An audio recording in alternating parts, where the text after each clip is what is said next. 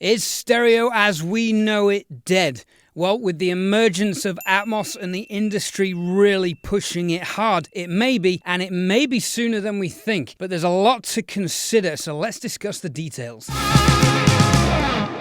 Hi, I'm Ed Thorne. So I've just got back from the NAMM show with my mate Paul Third and the Produce Like a Pro Academy guys. We had an amazing time and the people made it a fantastic experience. But there was one overriding theme throughout the whole week, and that is Dolby Atmos. Now, if you don't know what Dolby Atmos is, it is a brand of software developed to create an immersive audio 360 listening experience. Now, we've all heard this in the cinemas for decades with the evolution of 5.1 surround sound. So you're used to hearing it, but you're probably not used to hearing it in your headphones. Technically, an Atmos setup needs to be a 7.1.4 speaker system. This comprises of a center speaker, your left and right front wall speakers, a speaker at either side, and a speaker to the rear, either side, left and right. Then 4 speakers above you, front, left and right, rear, left and right, and also a sub of some kind. This can also go up to a 9.1.6. And for example, someone like Chris Lord-Alge, who is at the forefront of this Atmos mixing, I think he has 9 subwoofers in his studio. Mind-blowing. Now, in a nutshell, how Atmos works is you still do your traditional stereo mix, and then as well as bouncing a stereo mix to your mastering engineer, you also mix subgroups of stems, grouping things as you see fit. For example, drums might be in one, obviously bass and guitars, but you might have guitars in different groups, you might have guitar effects in a different stem, and then you might have vocals and loads of backing vocals and backing vocal effects all in different stems. With the reason being that once you've done your stereo mix, you then export the stems into a Dolby software where you can basically program the stems and automate them to move around using what are called object points.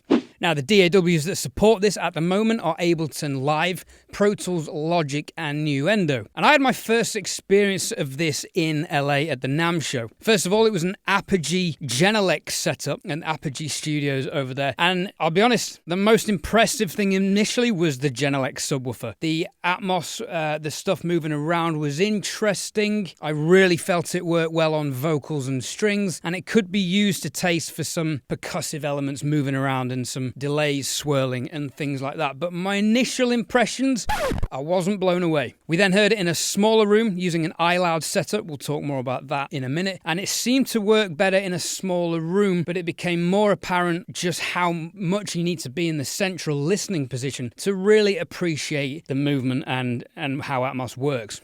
Moving on to the NAMM show, and Paul and I were fortunate enough to attend a seminar with Andrew Sheps with a big Neumann setup. And his approach was definitely less is more. And I dare say this is where Atmos kind of started working for me. But in all of these instances so far in the seminars, there was a display on screen showing the movement points and showing where everything was moving. And I felt myself watching more than listening with my eyes rather than listening to where things were. And it really helped understanding the movement having the display on screen, but it was also slightly distracting. Now, it was the 4th studio experience at Just for the Record Studios in North Hollywood, which was unbelievable because Matt Hollymew very kindly showed us their setup and played some great sounding tracks, and we didn't have the computer screen showing us the Atmos movement points in front of us, and it was a really truly immersive experience. But was I convinced at this point? We'll get to that later.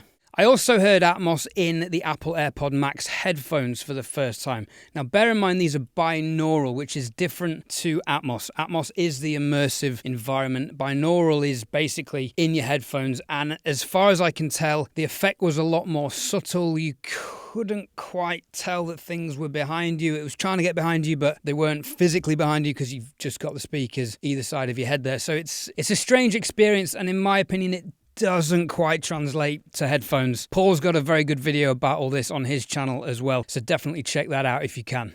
So why all the talk about Atmos? Where has this come from? Well, Apple Music famously at the start of the year released an announcement that they would only accept Atmos-compatible mixes in their major playlists. So their top 10 of the week, for example, it has to be an Atmos-compatible track, which means the labels are now pushing that down onto all the mix engineers, where they are now demanding Atmos mixes in addition to the standard stereo mixes. Now, Tidal and Amazon are also supporting Atmos compatible files, but there's no announcement from Spotify. Now, the lack of any announcement from Spotify on this is interesting because 2 years ago they announced they would be launching Hi-Fi, which is their HD version of Tidal and Apple lossless HD high-resolution download formats. But this is already 2 years late, and I suspect this is to do with potential streaming bandwidth problems. So how is this going to translate to Atmos, where the files again are significantly bigger than our standard MP3s?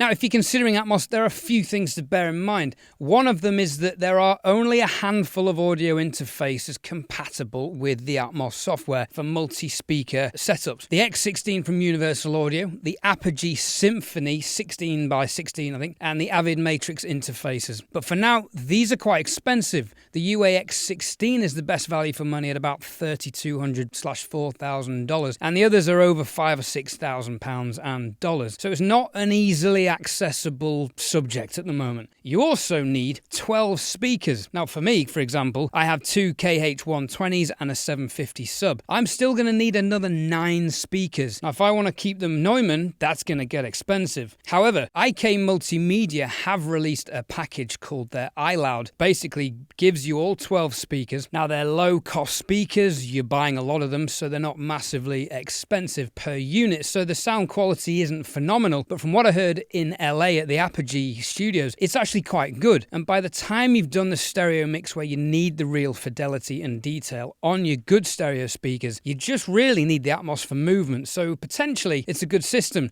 That price is £4,000 for the iLoud setup. So for about £7,000 or £8,000 plus cabling, insert price here, you could get yourself fully set up with Atmos. Then you've got to license the software and learn how to do it, which I can only imagine would take weeks. So there's potentially a very heavy initial investment to get on board with this. Is that out of the reach of a lot of your average mix engineers? And by average, I mean your common stereo mix engineers like you and I. Is it out of reach for you? I'm not convinced enough it's worth my investment, but my friend Paul Third is convinced. So check out his channel because he could be the new Atmos guy on YouTube. Watch this space. And we'll no doubt be talking more about that in our Working Audio Tools podcast for Produce Like a Pro. Now, in terms of making it a viable business opportunity, you might be thinking, cool, well, I can get $500 a mix and I can get another $500 for the Atmos mix. Well, from what we heard in LA and from what I hear from engineers in the UK, this isn't quite the case. Say, for example, an engineer is charging £1,000 to a record label for a label mix. They're only paying £300 to £400 extra for the Atmos mix. By all accounts, we were getting quotes from 4 to 8 hours to do an Atmos mix, so basically another day's work. That's not proportional to the amount they're paying for the stereo mix. So is it worth getting involved in it? Well, there's opportunities here.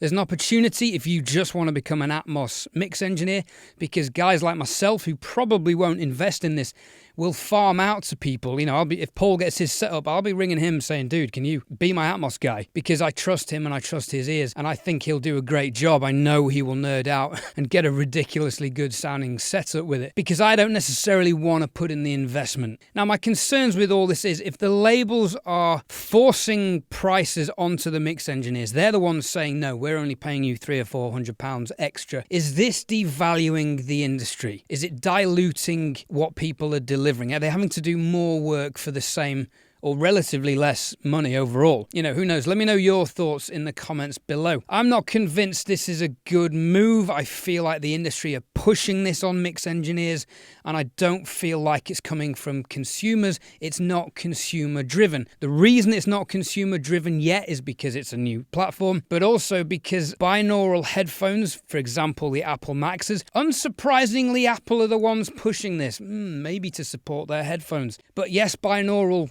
kind of sounds cool, but it's not the same as Atmos. So it's not translating yet. And as far as I'm concerned, it won't translate to headphones unless this technology can translate down to consumer grade headphones. And by that, I mean your $50 headphones found on Amazon. Now, another potential problem of the labels acting as the gatekeeper and insisting that mixers are Atmos compatible is for all the independent artists who are releasing songs that go viral on the likes of TikTok. Now, I know people who are writing pure purely for TikTok. The brief is write a song, get it recorded, produced, and mixed and mastered and published by the weekend so that it can go viral with whatever over the weekend. Now, if those tracks traditionally could go viral and get on major playlists and launch the artists, without an Atmos compatible mix, that's now no longer going to be possible, according to the likes of Apple Music. Now, the significance of this will be whether or not Spotify adopt this approach or not. In the UK, for example, Spotify have about 50% of the streaming audience. Amazon coming in at about 20% and Apple about 10 to 15%, and the other platforms taking up the small amount that is left. So still a major player and a major proportion of the listeners are on Spotify. We need to keep an eye on those guys. Now, personally, I think we'll know in the next 9 months just how far this is going to go. By NAMM in January 2024, we'll have a good idea of whether this is kind of just going to blow into smoke or whether this is going to be a serious move we all need to get on board with.